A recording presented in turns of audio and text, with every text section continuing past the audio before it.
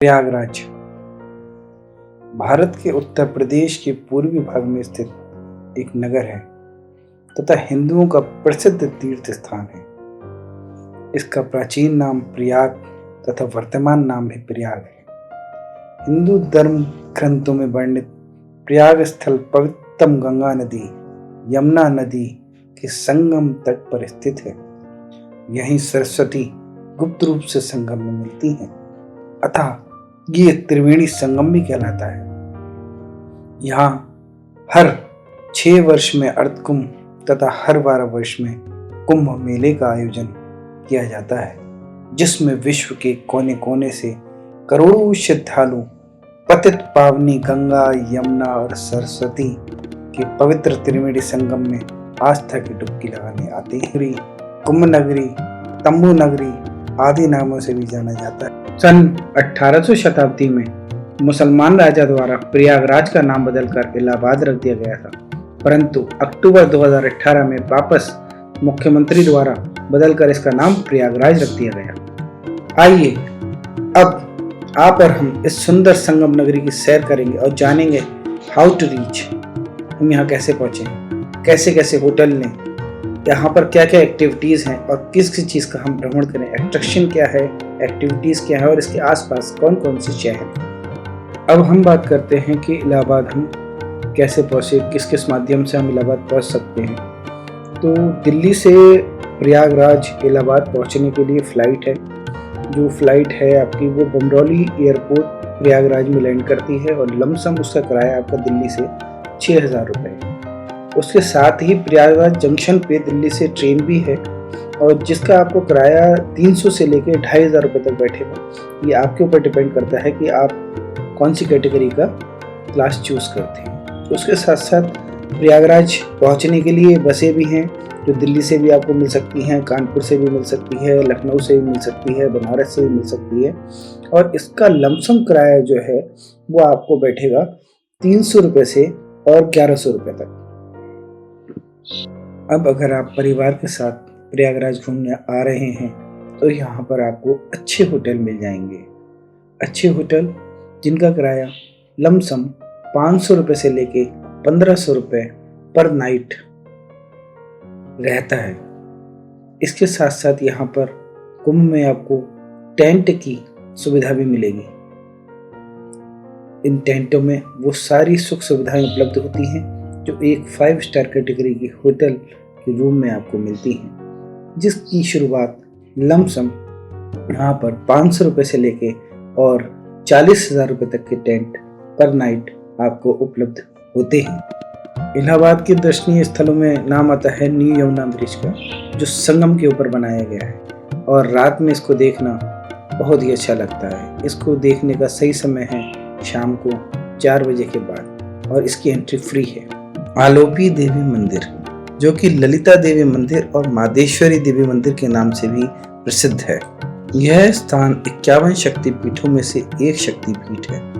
इसकी प्रमुख बात यह है कि यहाँ पर किसी मूर्ति की पूजा न करके झूले की पूजा की जाती है और इस झूले को ही माता के वस्त्र अर्पित किए जाते हैं। यहाँ दर्शन सुबह 6 बजे से लेकर शाम 8 बजे तक किए जा सकते हैं। लेटे हुए हनुमान जी का मंदिर त्रिवेणी संगम से केवल 500 मीटर दूर है लेटे हुए हनुमान जी का मंदिर। इसे किले वाले हनुमान जी के नाम से भी जाना जाता है। ये पूरे विश्व में अकेली ऐसी प्रतिमा है जो लेटे हुए हनुमान जी के नाम से जानी जाती है। देवी और दाएं पांव के नीचे अहिरावण दबे हुए हैं। इस मंदिर में दर्शन का सही समय है सुबह 5 बजे से लेकर 2 बजे तक, शाम को 5 बजे से लेकर 8 बजे तक। त्रिवेणी संगम प्रयागराज गंगा यमुना और सरस्वती के संगम पर स्थित है। चूंकि यहाँ तीनों नदियां आकर मिलती हैं, अतः इस स्थान को त्रिवेणी नाम से संबोधित किया जाता है। संगम का दृश्य अत्यंत मनोरम है। श्वेत गंगा और हरित यमुना अपने मिलने के स्थान पर स्पष्ट भेद बनाए रखती हैं, अर्थात मात्र दृष्टिपात करने से ही यह बताया जा सकता है कि यह गंगा है और यह यमुना है। यह वही त्रिवेणी संगम है जिसका पुराणों में भी उल्लेख है। इसमें स्नान के बाद मनुष्य अपने आप को आनंदित महसूस करता है।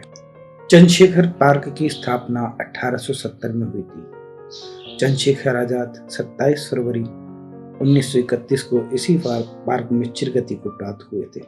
इस पार्क में चंद्रशेखर आजाद की एक बड़ी प्रतिमा, म्यूजियम, लाइब्रेरी भी उपस्थित है। इस पार्क के कुल 6 गेट हैं। इसके साथ साथ म्यूजियम में चंद्रशेखर आजाद की मुंतल बुखारा भी रखी है। इसके बाद हम पहुंचते हैं आनंद भवन। यह एक ऐतिहासिक भवन एवं संग्रहालय है।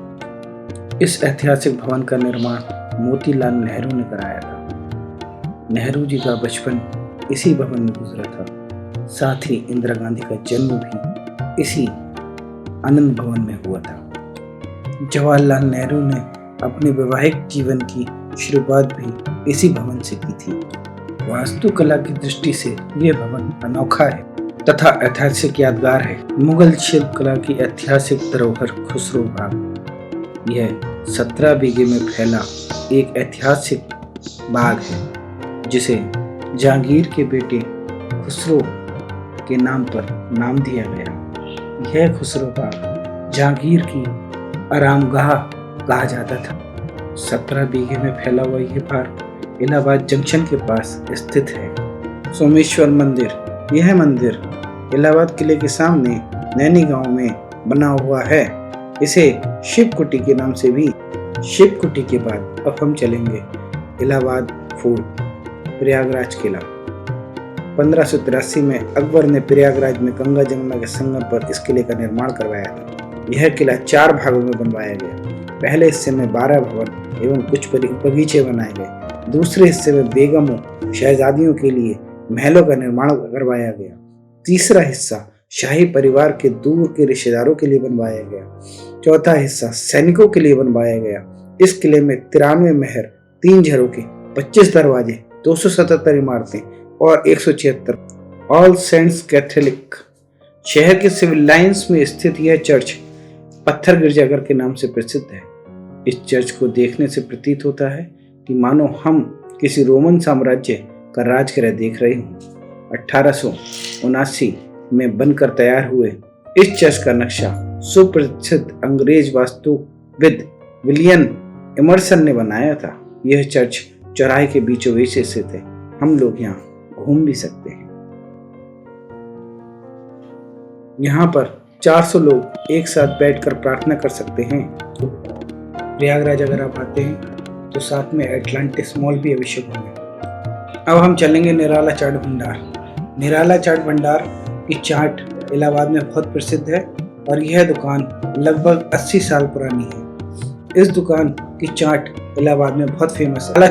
निराला चाट भंडार स्थित है सदर पटेल मार्ग, सिविल लाइंस, प्रयागराज में। इसके बाद हम चलेंगे नेत्राम एंड सन्स के नेत्राम मिष्ठान भंडार पे। नेत्राम मिष्ठान भंडार की कचौड़ियाँ बहुत फेमस हैं और बहुत ही लजीज हैं। इसके साथ मिलती है आलू की सब्जी, छोले की सब्जी और चटनी। साथ ही यहाँ पर बहुत ही बढ़िया और स्वादिष्ट जलेबियों का स्वाद भी आप ले सकते हैं। नेत्राम मिष्ठान भंडार। इसके बाद हम चलेंगे कालू कचौड़ी भंडार। कालू कचौड़ी भंडार भी अपनी कचौड़ियों के लिए बहुत ही प्रसिद्ध है। इसके साथ साथ यहाँ पर आपको अच्छा खाना भी मिलता है और इसके साथ साथ यहाँ पर आप गुलाब जामुन का भी बहुत अच्छा स्वाद ले सकते हैं। यहाँ का गुलाब जामुन भी बहुत फेमस है और ये स्थित है गल्ला मंडी ओल्ड कटरा में और इसका खुलने का समय है सुबह 10 बजे से लेकर शाम को 10 बजे। इसके बाद हम चलेंगे हरी राम एंड सन्स की दुकान पर। यह दुकान 1890 से चल रही है और यहाँ पर आपको सभी चीज़ें देसी घी की मिलती है। अगर आप प्रयागराज आ रहे हैं तो प्रयागराज के साथ साथ आप लखनऊ भी घूम सकते हैं। प्रयागराज के साथ साथ आप बनारस भी घूम सकते हैं। प्रयागराज के साथ साथ आप चित्रकूट भी घूम सकते हैं। प्रयागराज के साथ साथ आप अयोध्या भी घूम सकते हैं। इसलिए क्योंकि इनकी दूरी लगभग 200 से 250 किलोमीटर के आसपास है प्रयागराज से।